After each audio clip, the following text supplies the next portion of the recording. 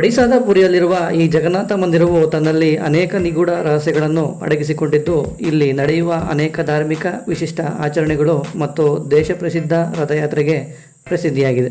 ಇಲ್ಲಿ ವಿಷ್ಣುವು ಜಗನ್ನಾಥನಾಗಿ ಸಹೋದರ ಬಲಭದ್ರ ಮತ್ತು ಸಹೋದರಿ ಸುಭದ್ರೆಯೊಂದಿಗೆ ವಿಶಿಷ್ಟ ಮೂರ್ತಿ ಆಕಾರದಲ್ಲಿ ನೆಲೆಸಿ ಆರಾಧಿಸಲ್ಪಡುತ್ತಾನೆ. ವಿಷ್ಣುವು ಇಲ್ಲಿ ಜಗನ್ನಾಥನಾಗಿ ನೆಲೆಸಲು ಕಾರಣ ನೋಡುವುದಾದರೆ, ಪುರಾಣಗಳ ಪ್ರಕಾರ ದ್ವಾಪರಾಯುಗದಲ್ಲಿ ವಿಷ್ಣುವಿನ ಅವತಾರವಾದ ಕೃಷ್ಣನು ಸಮುದ್ರದ ಮಧ್ಯ ದ್ವಾರಕಾ ನಗರವನ್ನು ನಿರ್ಮಿಸಿಕೊಂಡು ತನ್ನ ಮಧುರೆಯ ಪ್ರಜೆಗಳು ಮತ್ತು ಯದು ವಂಶಸ್ಥರೊಂದಿಗೆ ಸಂತೋಷದಿಂದ ಇದ್ದನು. ಕುರುಕ್ಷೇತ್ರ ಸಮಯದಲ್ಲಿ ಗಾಂಧಾರಿಯ 99 ಮಕ್ಕಳು ಹತರಾಗುತ್ತಾರೆ. ಇದಕ್ಕೆ ಕೃಷ್ಣನೇ ಕಾರಣ. ಕೃಷ್ಣ ಬಯಸಿದ್ದರೆ ಕುರುಕ್ಷೇತ್ರ ನಿಲ್ಲಿಸಬಹುದಾಗಿತ್ತು, ಆದರೆ ನಿಲ್ಲಿಸಲಿಲ್ಲ. ಆದ್ದರಿಂದ ನನ್ನ ಮಕ್ಕಳು ಹತರಾದರು ಎಂದು ಗಾಂಧಾರಿಯು ಕೃಷ್ಣನಿಗೆ, ನಿನ್ನ ಯದುವಂಶಸ್ಥರಲ್ಲಿ ಕಲಹ ಉಂಟಾಗಿ ನಿನ್ನ ಸಾಮ್ರಾಜ್ಯ ನಾಶವಾಗಿ ನನ್ನಂತೆ ನಿನಗೂ ದುಃಖವಾಗಲಿ ಎಂದು ಶಾಪ ನೀಡಿದ್ದಳು. ಅದರಂತೆ ಕಾಲಾನಂತರ ಕೃಷ್ಣ ನಿರ್ಮಿಸಿದಂತಹ ವೈಭೋಗದ ದ್ವಾರಕಾ ನಗರದ ಪ್ರಜೆಗಳಲ್ಲಿ ಮತ್ತು ಯದುವಂಶಸ್ಥರಲ್ಲಿ ಕಲಹ ಉಂಟಾಗಿ ದ್ವಾರಕಾ ನಗರವು ಅವನತಿಯತ್ತ ಸಾಗುತ್ತಿತ್ತು. ಇದನ್ನು ಮೊದಲೇ ಅರಿತ ಕೃಷ್ಣನು ತನ್ನೆಲ್ಲ ಪ್ರಜೆಗಳ ಮತ್ತು ಯದುವಂಶಸ್ಥರ ಜವಾಬ್ದಾರಿಯನ್ನು ಅರ್ಜುನನಿಗೆ ವಹಿಸಿ ಕಾಡಿನತ್ತ ತೆರಳುತ್ತಾನೆ. ಅಲ್ಲಿ ಒಂದು ಮರದ ಕೆಳಗೆ ಮಲಗಿ ವಿಶ್ರಾಂತಿಸುತ್ತಿರುವಾಗ ಜರ ಎಂಬ ಬೇಡನು ಅದೇ ಕಾಡಿನಲ್ಲಿ ಬೇಟೆಗೆಂದು ಬಂದಿರುತ್ತಾನೆ. ಮರದ ಕೆಳಗೆ ಮಲಗಿದ್ದ ಕೃಷ್ಣನ ಕೆಂಪಾದ ಕಾಲು ಪೊದೆಯ ಸಂದಿಯಿಂದ ಪ್ರಾಣಿಯ ತರಹ ಕಾಣುತ್ತದೆ. ಅದನ್ನು ನೋಡಿದ ಜರನು ಬಾಣವನ್ನು ಬಿಡುತ್ತಾನೆ. ನಂತರ ಬಂದು ನೋಡಿದರೆ ಬಾಣವು ಕೃಷ್ಣನ ಕಾಲಿಗೆ ತಗುಲಿ ರಕ್ತಸ್ರಾವವಾಗುತ್ತಿರುತ್ತದೆ. ಇದರಿಂದ ಪಶ್ಚಾತ್ತಾಪಗೊಂಡ ಜರ, ಪ್ರಭು, ತಿಳಿಯದೆ ನಿಮ್ಮ ಮೇಲೆಯೇ ಬಾಣ ಪ್ರಯೋಗ ಮಾಡಿದೆ, ನನ್ನನ್ನು ಕ್ಷಮಿಸಿ ಎನ್ನುತ್ತಾ ತನ್ನನ್ನು ತಾನು ನಿಂದಿಸಿಕೊಳ್ಳತೊಡಗುತ್ತಾನೆ. ಅದಕ್ಕೆ ಕೃಷ್ಣನು, ಜರ, ಇದರಲ್ಲಿ ನಿನ್ನದೇನೂ ತಪ್ಪಿಲ್ಲ. ಇದೆಲ್ಲ ಪೂರ್ವದಲ್ಲೇ ನಿಶ್ಚಿತವಾಗಿದ್ದ ವಿಧಿ. ಅದರಂತೆ ನೀನು ಮಾಡಿರುವೆ ಅಷ್ಟೆ. ಹಿಂದೆ ರಾಮಾವತಾರದಲ್ಲಿ ಸುಗ್ರೀವನಿಗೆ ಕೊಟ್ಟಿದ್ದ ಮಾತನ್ನು ಉಳಿಸಿಕೊಳ್ಳಲು ವಾಲಿಯನ್ನು ಮರೆಯಲ್ಲಿ ನಿಂತು ಕೊಂದಿದ್ದಕ್ಕೆ ವಾಲಿಗೆ ನನ್ನ ಮುಂದಿನ ಅವತಾರ ಕೃಷ್ಣಾವತಾರದಲ್ಲಿ ನಿನ್ನಿಂದಲೇ ನಾನು ಕೃಷ್ಣಾವತಾರ ಮುಗಿಸುವೆ ಎಂದು ಹೇಳಲಾಗಿದ್ದು, ಅದರ ಪರಿಣಾಮವೇ ನೀನು ನನ್ನ ಮೇಲೆ ಬಾಣ ಪ್ರಯೋಗ ಮಾಡಿರುವೆ. ಆ ವಾಲಿಯೇ ಈ ಯುಗದಲ್ಲಿ ಜರನಾಗಿ ನೀನು ಬಂದಿರುವೆ ಎಂದು ತನ್ನ ಕೃಷ್ಣಾವತಾರವನ್ನು ಮುಗಿಸಿ ಶರೀರ ತ್ಯಾಗ ಮಾಡಿ ವೈಕುಂಠಕ್ಕೆ ತೆರಳುತ್ತಾನೆ. ನಂತರ ಈ ವಿಷಯವನ್ನು ಅರ್ಜುನನಿಗೆ ತಿಳಿಸಿ ವಿಧಿ ವಿಧಾನದೊಂದಿಗೆ ಕೃಷ್ಣನ ಶರೀರಕ್ಕೆ ಅಗ್ನಿಸ್ಪರ್ಶ ನೀಡಿದರು. ಶರೀರವೆಲ್ಲ ಅಗ್ನಿಯಲ್ಲಿ ಆಹುತಿಯಾದರೂ ಕೃಷ್ಣನ ಹೃದಯವು ಅಗ್ನಿಸ್ಪರ್ಶವಾಗದೆ ಜೀವಂತವಾಗಿತ್ತು. ಅದೇ ಸಮಯಕ್ಕೆ ಆಕಾಶದಲ್ಲಿ ಅಶರೀರವಾಣಿ ಕೇಳಿಬಂದು, ಈ ಹೃದಯವನ್ನು ಒಂದು ಮರದ ದಿಂಬಿಯಲ್ಲಿಟ್ಟು ಸಮುದ್ರದಲ್ಲಿ ಬಿಡುವಂತೆ ಕೇಳಿಬರುತ್ತದೆ. ಅದರಂತೆ ಅರ್ಜುನ ಮತ್ತು ಜರರು ದೊಡ್ಡದಾದ ಮರದ ದಿಂಬಿಯಲ್ಲಿ ಆ ಹೃದಯವನ್ನು ಇಟ್ಟು ಸಮುದ್ರದಲ್ಲಿ ತೇಲಿಬಿಡುತ್ತಾರೆ. ಕಾಲಾನಂತರ ಹೃದಯ ಇಟ್ಟಿದ್ದ ಮರದ ದಿಂಬಿಯು ಒಡಿಶಾ ತೀರವನ್ನು ತಲುಪುತ್ತದೆ. ಅಂದಿನ ಒಡಿಶಾ ರಾಜ್ಯದ ರಾಜನಾಗಿದ್ದ ಇಂದ್ರದ್ಯುಮ್ನನು ವಿಷ್ಣುವಿನ ಪರಮ ಭಕ್ತನಾಗಿದ್ದ.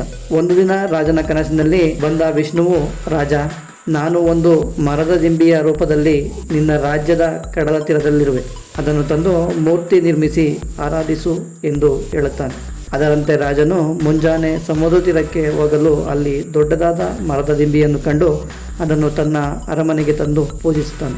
ವಿಷ್ಣುವಿನ ಮಾತಿನಂತೆ ಈ ಮರದ ದಿಂಬಿಯಲ್ಲಿ ಮೂರ್ತಿಯನ್ನು ನಿರ್ಮಿಸಲು ಅನೇಕ ಶಿಲ್ಪಿಗಳನ್ನು ಕರೆಸಿ ಪ್ರಯತ್ನಿಸಿದರೂ ಅವರಿಂದ ಮೂರ್ತಿ ನಿರ್ಮಿಸಲು ಸಾಧ್ಯವಾಗದೆ ನಿರಾಶನಾಗುತ್ತಾನೆ. ನಂತರ ಒಂದು ದಿನ ವಿಷ್ಣುವು ಪುನಃ ಕನಸಿನಲ್ಲಿ ಬಂದು ದೇವಶಿಲ್ಪಿ ವಿಶ್ವಕರ್ಮರನ್ನು ಕುರಿತು ಪ್ರಾರ್ಥಿಸು, ಅವರಿಂದಲೇ ಈ ಕೆತ್ತನೆ ಸಾಧ್ಯ ಎನ್ನಲು ರಾಜನು ವಿಶ್ವಕರ್ಮರನ್ನು ಕುರಿತು ಪ್ರಾರ್ಥನೆ ಸಲ್ಲಿಸುತ್ತಾನೆ. ಅದರಂತೆ ವಿಶ್ವಕರ್ಮರು ಒಬ್ಬ ಬ್ರಾಹ್ಮಣನ ವೇಷದಲ್ಲಿ ಅರಮನೆಗೆ ಬಂದು, ನಾನು ಈ ಮರದಿಂದ ಮೂರ್ತಿಯನ್ನು ಮಾಡುವೆ ಎನ್ನಲು ರಾಜ, ತುಂಬ ಜನ ಶಿಲ್ಪಿಗಳು ಅಸಮರ್ಥರಾಗಿದ್ದಾರೆ, ನೀವು ಮಾಡುವಿರೋ ಎನ್ನಲು ದೇವಶಿಲ್ಪಿಗಳು, ನಾನು ಮಾಡುವೆ, ಆದರೆ ನನ್ನ ಷರತ್ತುಗಳಿಗೆ ಒಪ್ಪಿದರೆ ಮಾತ್ರ ಎನ್ನುತ್ತಾ, ನಾನು ಒಂದು ಕೋಣೆಯಲ್ಲಿ ಒಂಟಿಯಾಗಿ ಕೆತ್ತನೆ ಮಾಡುವೆ. ನನ್ನನ್ನು ಯಾರು 21 ದಿನಗಳ ತನಕ ಆ ಕೋಣೆಗೆ ಬರಕೂಡದು. ನಾನು ಬರುವ ಮೊದಲು ಯಾರಾದರೂ ಬಂದರೆ ನನ್ನ ಕೆತ್ತನೆಯನ್ನು ಅಷ್ಟಕ್ಕೆ ನಿಲ್ಲಿಸಿ ಹೊರಡುವೆ ಎಂದರು. ಆ ಬ್ರಾಹ್ಮಣನ ಷರತ್ತಿಗೆ ಒಪ್ಪಿದ ರಾಜ ಆ ಮರದ ದಿಂಬಿಯೊಂದಿಗೆ ಬ್ರಾಹ್ಮಣನನ್ನು ಒಂದು ಕೋಣೆಗೆ ಸೇರಿಸಿದನು. ಕೋಣೆಯ ಒಳಗಿಂದ ಕೆತ್ತನೆಯ ಶಬ್ದ ದಿನ ಕೇಳುತ್ತಿತ್ತು. ಸ್ವಲ್ಪ ದಿನದ ನಂತರ ಆ ಕೋಣೆಯಿಂದ ಕೆತ್ತನೆಯ ಶಬ್ದ ಕೇಳದಾಗ 2 ದಿನದ ನಂತರ ಒಳಗೆ ಆ ಬ್ರಾಹ್ಮಣ ಏನಾದನೋ ಎನ್ನುವ ಭಯದಿಂದ ಕೋಣೆಯ ಬಾಗಿಲು ತೆರೆಯಲು ಅಲ್ಲಿಂದ ಬ್ರಾಹ್ಮಣ ಮಾಯವಾದರು. ಆದರೆ ಕೆತ್ತನೆಯ ಕೆಲಸ ಪೂರ್ಣವಾಗಿರಲಿಲ್ಲ. ಆ ದಿವ್ಯ ಮರದ ದಿಂಬಿಯಿಂದ ಜಗನ್ನಾಥ, ಸಹೋದರ ಬಲಭದ್ರ ಮತ್ತು ಸಹೋದರಿ ಸುಭದ್ರರ ಮೂರ್ತಿಗಳನ್ನು ಕೆತ್ತಲಾಗಿತ್ತು. ಆದರೆ ಅವು ಅಪೂರ್ಣವಾಗಿದ್ದು ಮೂರ್ತಿಗಳು ವಿಭಿನ್ನ ಶೈಲಿಯಲ್ಲಿ ಕಾಣುತ್ತಿದ್ದವು. ಜಗನ್ನಾಥನ ಮೂರ್ತಿಯ ಒಳಗಡೆ ವಿಶಿಷ್ಟ ವಸ್ತುವು ಜೀವಂತವಾಗಿರುವುದನ್ನು ರಾಜ ಇಂದ್ರದ್ಯುಮ್ನನು ಅರಿತು ಇದು ಸಾಕ್ಷಾತ್ ವಿಷ್ಣುವಿನ ಆತ್ಮ ಎಂದು ತಿಳಿದು ಆರಾಧಿಸುತ್ತಾನೆ.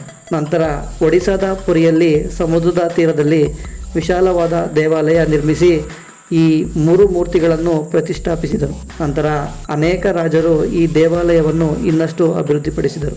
ಜಗನ್ನಾಥನ ಮೂರ್ತಿಯಲ್ಲಿರುವ ಕೃಷ್ಣನ ಹೃದಯವನ್ನು ಬ್ರಹ್ಮವಸ್ತು ಎಂದು ಕರೆಯಲಾಗುತ್ತದೆ. ಇದನ್ನು ಯಾರೂ ಇದುವರೆಗೂ ನೋಡಿಲ್ಲವಂತೆ.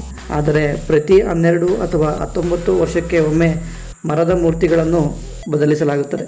ಮೂರ್ತಿಗಳನ್ನು ಬದಲಿಸುವಾಗ ಹಳೆ ಮೂರ್ತಿಯಲ್ಲಿರುವ ಬ್ರಹ್ಮವಸ್ತುವನ್ನು ಹೊಸ ಮೂರ್ತಿಗೆ ಕತ್ತಲೆ ಕೋಣೆಯಲ್ಲಿ ಕಣ್ಣಿಗೆ ಬಟ್ಟೆ ಕಟ್ಟಿಕೊಂಡು ಮತ್ತು ಕೈ ವಸ್ತ್ರ ಧರಿಸಿ ಬದಲಿಸಲಾಗುತ್ತದೆ.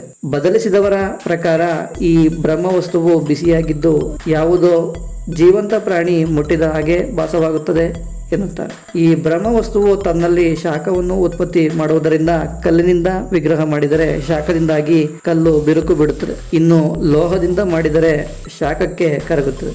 ಆದ್ದರಿಂದ ಮೂರ್ತಿಗಳನ್ನು ಮರದಿಂದ ಮಾಡಲಾಗಿದೆ ಎಂಬ ನಂಬಿಕೆ.